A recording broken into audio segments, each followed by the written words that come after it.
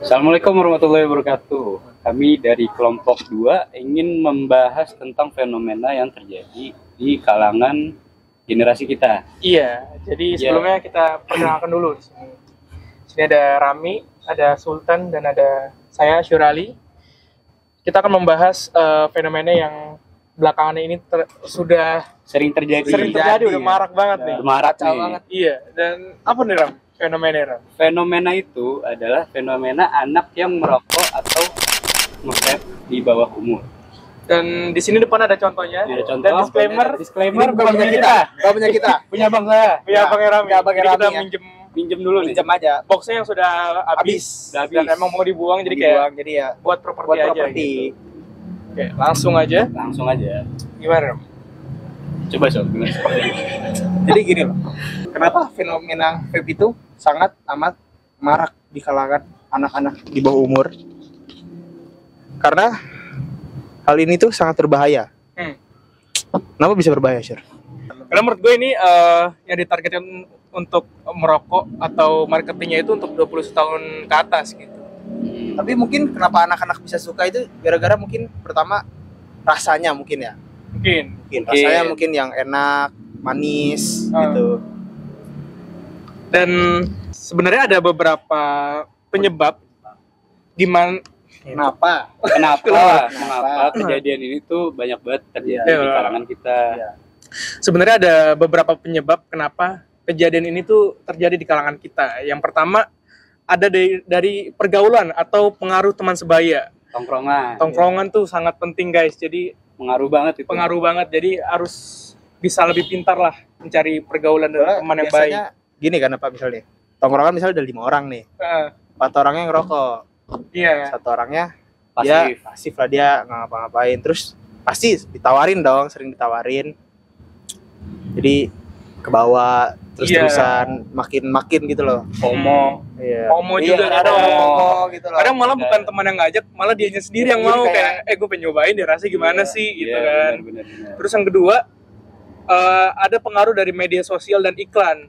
Dan menurut gue tuh sering banget nonton TV. Sekarang tuh TV udah banyak banget iklan-iklan kayak IQOS, Banyak. rokok gitu udah banyak banget. Dan bokap gue sempet nanya tuh tentang IQOS. Gue kan emang gak tahu itu IQOS apaan kan. Akhirnya gue sempat, karena gue penasaran IQOS apaan sih. Akhirnya gue cari tahu ternyata ya gue browsing, ternyata IQOS tuh kayak rokok, semacam rokok gitu tapi elektrik kan. Itu menurut gue emang pengaruh banget sih kalau dari iklan gitu. Apalagi di TikTok sekarang banyak banget ya. TikTok, IG juga TikTok iya banyak yang promosi, yang review gitu-gitu. Terus yang ketiga apa nih Ram?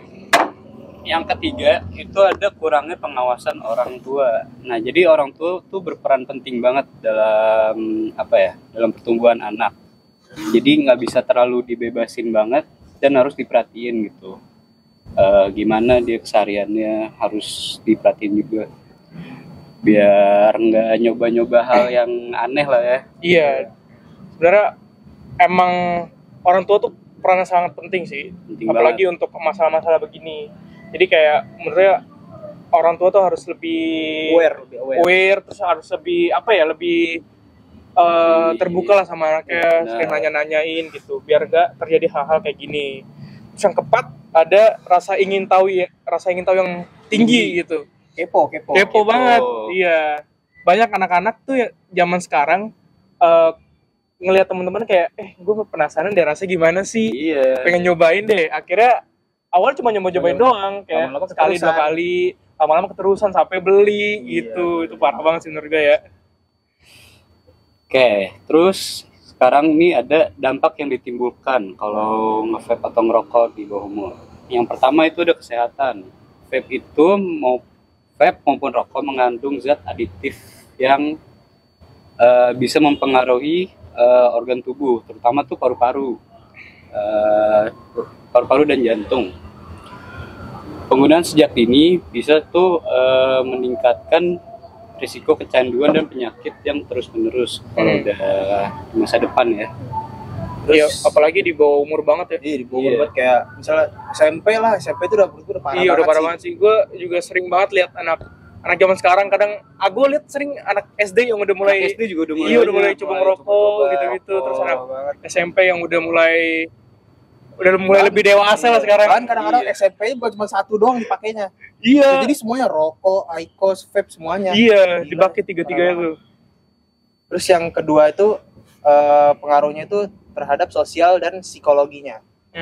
Biasanya tuh kan ada orang tua yang gak ngebolehin anaknya ngerokok, tapi anaknya tetap batu nih bebel, dibeli, terus ketahuan, jadinya berantem dia sama orang tuanya. Bisa jadi akhirnya jadi kayak broken home, jauh dia dari keluarganya. Terus kalau ke psikologinya tuh biasanya kalau misalnya anak udah kecanduan ini nih, kalau misalnya dia nggak dikasih bakal tambah parah lagi. Tantrum ya? Iya, tantrum dia. Kacau banget.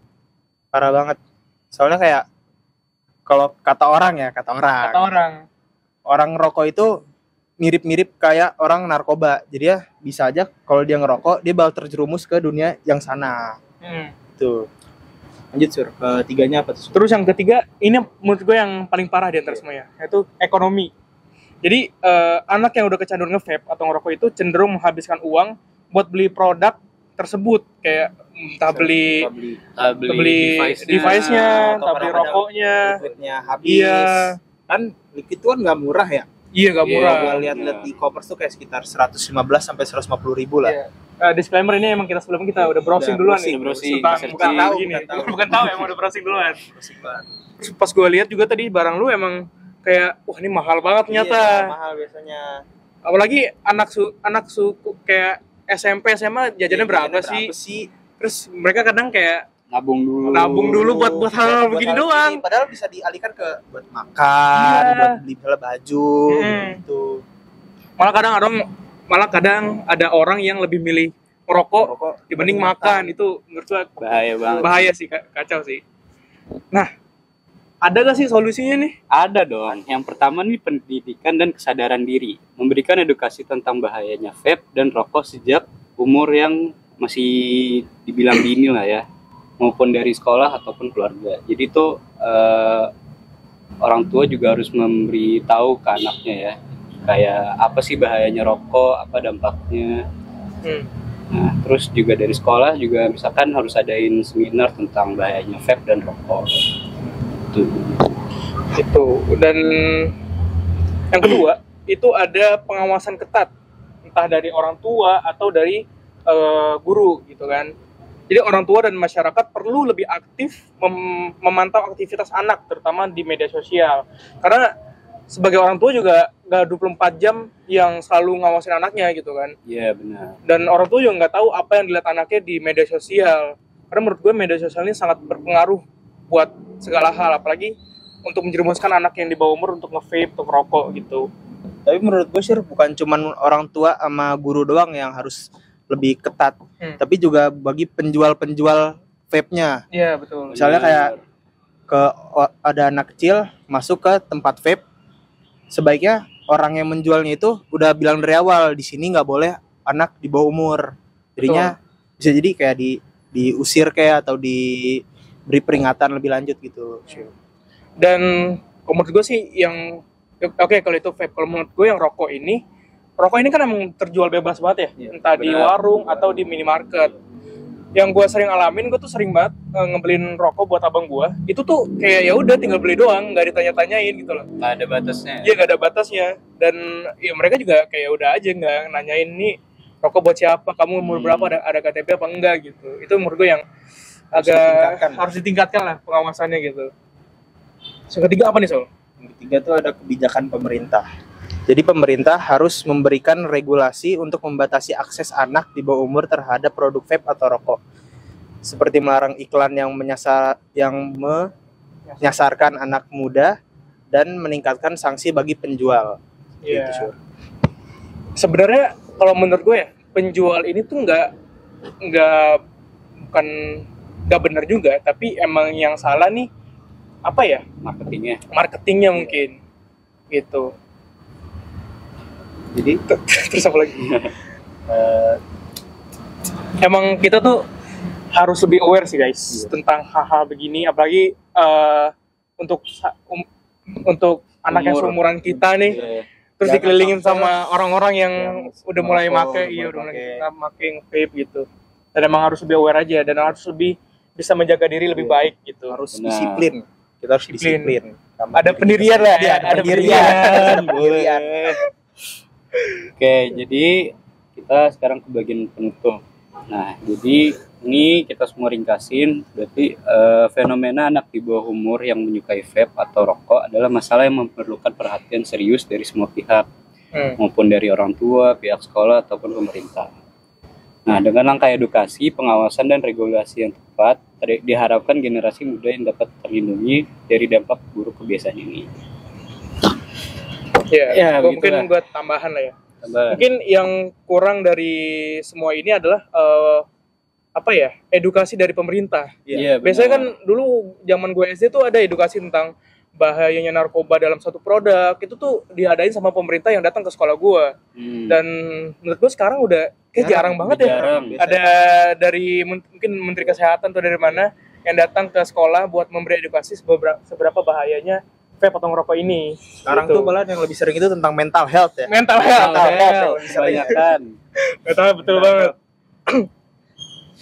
Mungkin itu aja dari kita semua. Semoga informasi yang kita berikan bermanfaat dan bisa dipakai dalam kehidupan sehari-hari.